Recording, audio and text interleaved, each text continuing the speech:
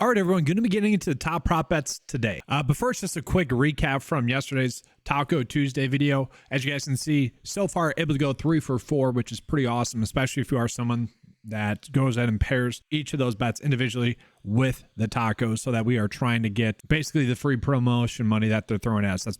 That's what I like to call it. And so the only unfortunate part was we couldn't pair up the best bet of the day with the early taco because it was the same player.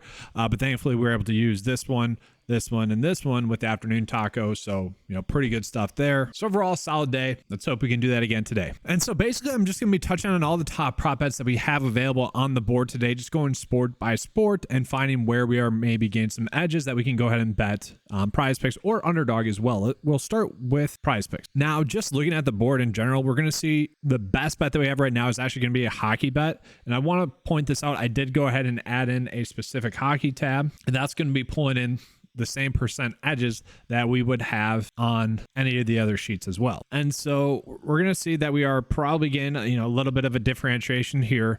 We can see the projection data has set at 1.7. We can see the PrizePicks line has set at 2. The average Vegas line has set at 2.5, but they are favoring the under there as well. To me, this is more valued as a push rather than a bet where I'd want to be betting the over. Same thing with Seth Jones, a little bit tighter, but to me, that's more or less being valued as a push. Really, the best one that we're going to get is going to be right here.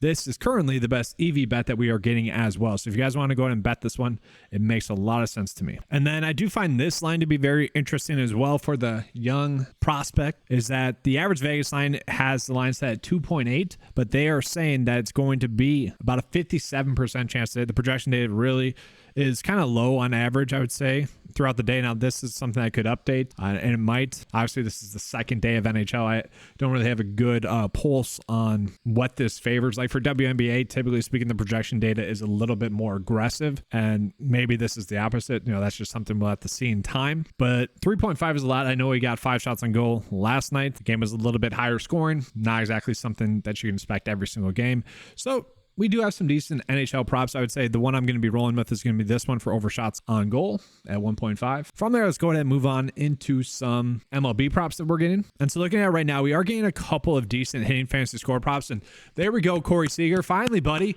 Finally. In case you guys don't know, Corey Seager had literally probably lost me over 100 units last month or over the past 3 weeks. And literally, had he just gotten his over fantasy score once during that stretch, it's probably at least 30 units or so.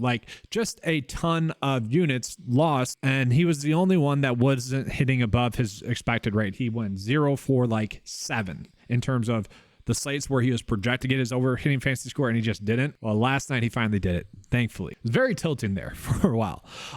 Looking at the top hitting fantasy score props that we have right now, Freddie Freeman. This is probably the best one that we are getting there. 7.5 does seem to be a low number for him. The Vegas line would have it set at 10.54. The projection data has set at 9.42, so a pretty good one there.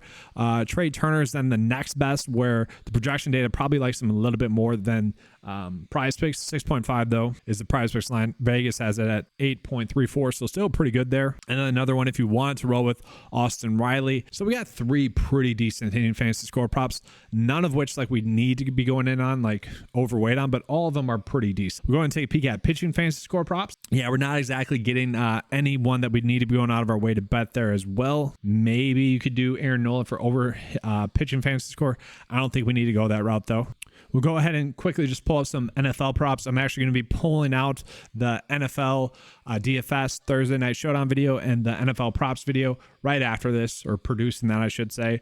So be on the lookout for that. I'll get into that more specifically then. But looking at it, really, Conku is the only one where we are maybe getting a slight edge. We can see the average Vegas line has it set at 30.5, whereas PrizePicks currently has it set at 32.5. Probably agree with that, especially if Treylon Burks is back, because you kind of expect him to get a little bit more involved as well. From there, let's go ahead and get into college football. I really am kind of excited to break this down. We're kind of going to be doing more of a deep dive because we have a few games on the docket tonight. So let's go ahead and take a peek at it. So we got Trent Hudson. I'm trying to find out why these props are maybe pulling in that way. So we're going to see his is set at 30.5 for receiving yards. Okay. I'm going to go ahead and take a peek at the ODDSJAM Sportsbook view here for that game. So Sam Houston State versus New Mexico State, a closer score scoring game at 3.5 points, but really not too high scoring for college football standards. So already that is kind of a good thing, I would say. We'll go ahead and take a peek at DVP, especially for receivers. Basically, all the matchups are about middle of the road, it would appear. UTEP would probably be the only one we'd want to stay away from. And when we pull up the snap counts for Trent Hudson, we can kind of see probably why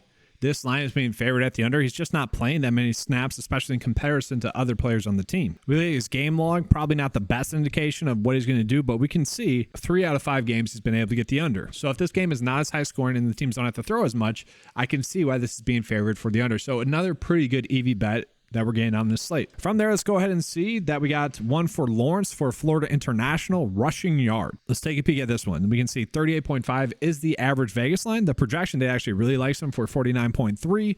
Underdog and PrizePicks both have it set at 37.5, so a pretty interesting line there. And just real quickly on Trent Hudson, guys, there is a potential to bet the over on Underdog and the under on PrizePicks. 3 yards is a pretty big difference there. So, but yeah, let's go ahead and take a peek at this Lawrence one. So we'll see that definitely rough in terms of getting the over for rush yards for him thus far. Only one game in which he has gotten that over. Now for Florida International, we'll go ahead and take a peek at their snap counts as well. So Lawrence is someone that had been getting around 66% of the snaps for the first few games. Last game, only 50% of the snaps. We can see that's going to be because Owens also got about 50% of the snaps there. And I'm just pulling up their game logs here now as well. We can see they have more games than that's listed. That's kind of the issue with college football data, especially for the games that are on the slate tonight. But Owens has been more productive, whereas Lawrence, we can see his best games were at the start of the season, and now lately just hasn't been there. So that is a bet that I think makes a lot of sense as well. So we got 3 really good EV bets. Actually, before I say, let's just take a peek at the running back rush yards given up.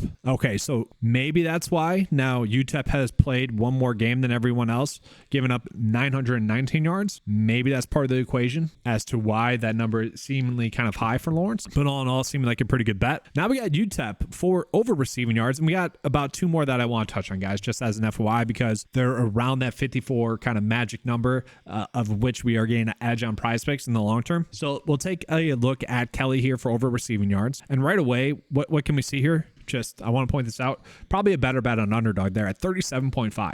Okay, that's going to be a much better EV bet. Projected to get over it as well. So I already like it in that regard. We go ahead and take a peek at their snap counts, and we can see he is basically on the field for every single play. That's what it is telling us there. We'll take a peek at his game log. So looking at the targets might not exactly be there in terms of like reception. Well, the targets are there. That's definitely there. Okay. The receptions aren't always. So that's probably the worry. But even at his current line of, let's say 37.5, because we probably want to do that there more on Underdog, we can see 1, 2, 3 games in which he had gotten the over, and this game very close to getting the over there as well. We'll see that this isn't like a plus matchup or a minus matchup really in regards to the slate for the matchup with FIU. So all in all, you would think he'd be able to get there. And then lastly, we'll take a peek at Jonathan Brandy. And once again, guys, big discrepancy there. 3-yard difference. Okay. I would probably say this is a better bet to bet the over on Underdog. And I'll actually let's just pull that up and see if that is what it's telling us there as well. And no, not exactly. That's more or less a 50% chance for that one then. But we are going to see that one with Kelly is going to be a better bet there. We're seeing the same thing with Lawrence there. Maybe a better day for Underdog just in general, just as an FYI. So I feel like we have enough good bets to make the bet of the day. We'll go and take a peek at the discrepancies first.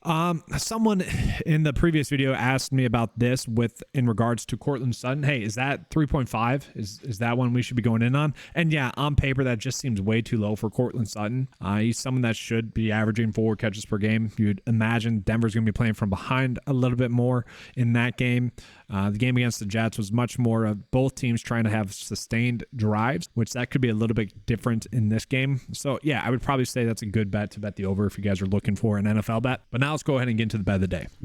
And now taking a peek at the PrizePicks props, we're going to be going with the NHL prop for over 1.5 shots on goal. That is about a 54% chance to hit. And then Freddie Freeman for over 7.5 for a hitting fantasy score is currently the best prop that we are getting MLB-wise. If you guys want to go ahead and attach Trey Turner to that as well, that's a pretty good one as well for over his hitting fantasy score. There were a bunch of good college football props that were out there. Right as I went to make the bet of the day, they were adjusting. So just a reminder to you guys, the tools do update throughout the day to give us the best edge. Make sure to be checking that out. Link in the description below. It is available at 95sports.com for just $10 a month. That's going to be all for today's video. Hopefully you guys enjoyed the coverage. If you did, make sure to give it a like and subscribe. Let's have a good slate today. If you guys are interested in any of those tools, whether it be my tools at 95sports.com or ODDSJAM, make sure to be clicking the link in the description below. Either way, if you guys sign up for one of those, it's going to help me as well. All right, thanks for watching. Let's have a good slate. And as always, let's keep cashing.